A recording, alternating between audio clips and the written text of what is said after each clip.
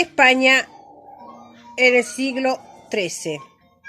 El hombre cristiano del siglo XIII conocía solo Europa occidental, que era donde habitaba, el litoral de África y parcialmente Arabia y Persia. Para el siglo XV se produce el cierre de la comunicación con el Oriente por la caída de Constantinopla, bajo el poder de los turcos, en 1453, o sea que ahí cae el Imperio Romano de Oriente. Se realizan avances sobre la base de operaciones de los árabes, la que poseían en África, para la reconquista de la península ibérica. También se produce un gran avance en las técnicas y tecnologías marítimas. Se inician los grandes viajes ultramarinos por parte de Portugal y España. En ese momento la península ibérica estaba dividida en 5 reinos: Portugal, Castilla, Aragón, Navarra y Granada, esta última en poder de los árabes, y en 1469 se unen en matrimonio los herederos de los reinos de Castilla y Aragón.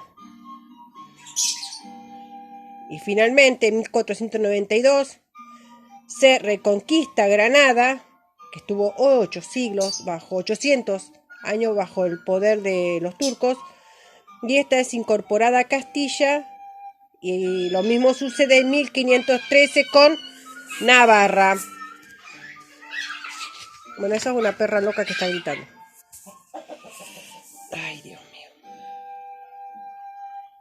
En Castilla la monarquía era hereditaria sobre la base de un hijo primogénito mayor, y en su defecto los demás hermanos, y como último se designaban a las hijas.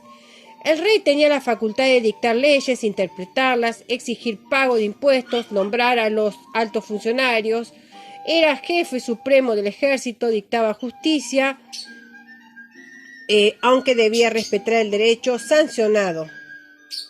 A partir del siglo XV existió un consejo real que tenía a su cargo importantes asuntos del reino, elaborando la legislación que recibía luego de la sanción del rey, y como tribunal judicial de apelación.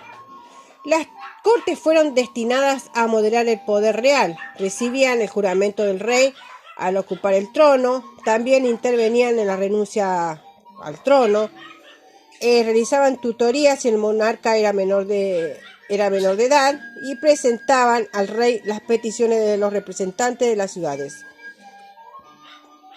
El gobierno local estaba en manos de los ayuntamientos o municipios. El ordenamiento legal en Castilla durante los siglos XI y II y XIII existían los fueros de frontera que regían en poblaciones situadas en las fronteras con los musulmanes. Estos se concedían grandes privilegios para atraer justamente pobladores a esas zonas. Después también estaba el fuero tipo. Su aplicación se extendió a distintas poblaciones o de modelos para la redacción de otros similares, y encontramos los fueros municipales o territoriales que contenían los privilegios y exenciones otorgados a los habitantes de determinados pueblos. No todo el derecho aplicable estaba contenido en esos fueros, que gozaban de gran fuerza. En ese momento gozaban de gran fuerza todavía las costumbres. En el siglo XIII surge el fuero real. Esto fue tratando de una unificación. Fue sancionado durante el reinado de Alfonso X y recogía la tradición jurídica castellana. Estaba redactado en método romanista y fue sustituyendo muchos fueros locales, pero estos no fueron derogados. A la mitad del siglo XIII se sancionó las partidas. Estas recogieron la influencia del derecho romano y del canónico. Solo tuvo sanción legal en el ordenamiento de Alcalá y constituyó la principal fuente legislativa del derecho hispánico hasta la segunda mitad del siglo XIX.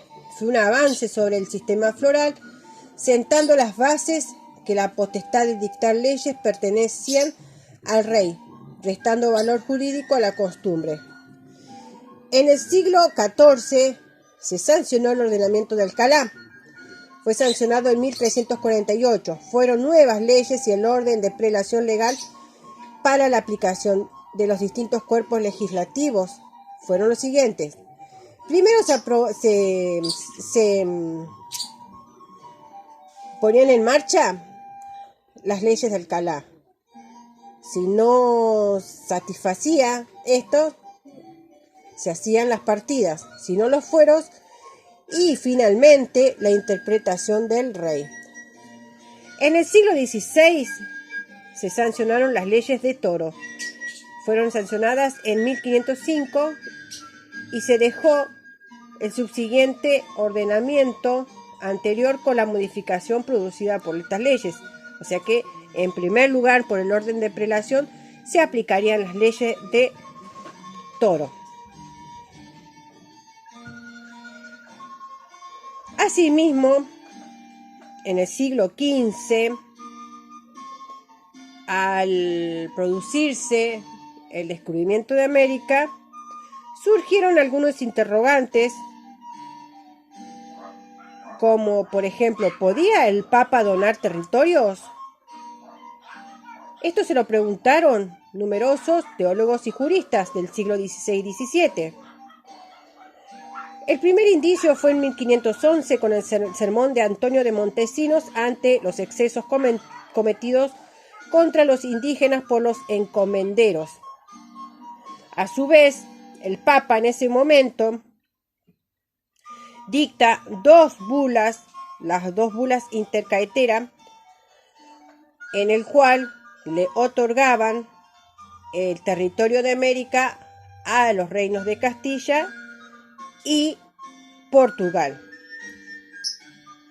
Había muchas teorías, pero prevalecían dos corrientes ideológicas: la cesarista, que decía que la preeminencia del poder civil sobre el religioso, y la teocrática. El Papa decía que era el Señor universal del mundo, o sea que sí podía ser, según esta corriente, donar territorios.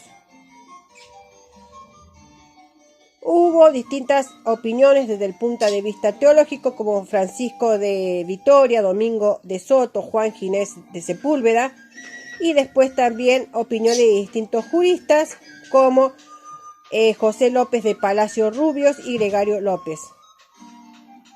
Los humanistas.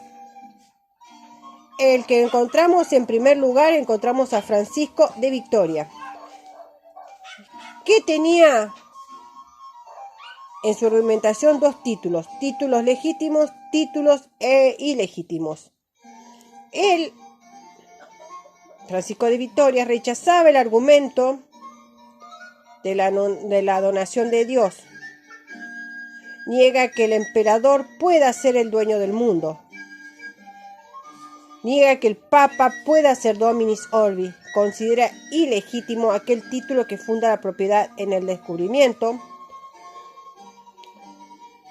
Considera ilegítimo como título de conquista la resistencia de los indígenas a admitir la fe, y rechaza el argumento del sometimiento a la realización de pecados contranaturales por parte de los individuos, de los indígenas, quiero decir, porque justamente en España sucedía lo mismo. En relación a los títulos legítimos, Vitoria decía: el primero, el ius perigrandi, así como los hombres conviven con naciones, también deben convivir.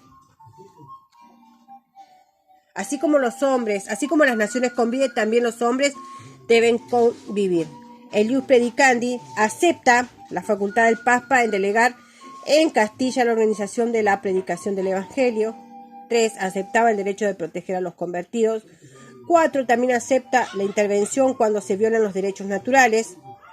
5. También se decía que se podía actuar como aliado de otros pueblos que pidieran ayuda para defenderse con suficiente instrucción. Y finalmente, otro título dudoso era que los indígenas eran capaces de gobernarse por sí mismos.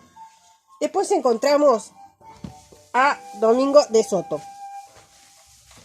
Este sostuvo que la servidumbre natural que permite gobernar a personas rudas e ignorantes, conforme a la razón, no los priva de su libertad ni de sus bienes. Después, Vázquez de Menchaca e Ibáñez fundamentan el respeto y la protección por la persona del indígena en el principio evangélico de la protección a los humildes e incapaces. Y finalmente encontramos al último humanista, Francisco Suárez. Este sostuvo que los infieles no podían ser obligados a cambiar de religión porque la Iglesia no tenía jurisdicción sobre ellos. Todos estos teólogos luchaban a favor del indígena por considerarlo perfectible y poseedor de alma, y sostenían la igualdad de razas.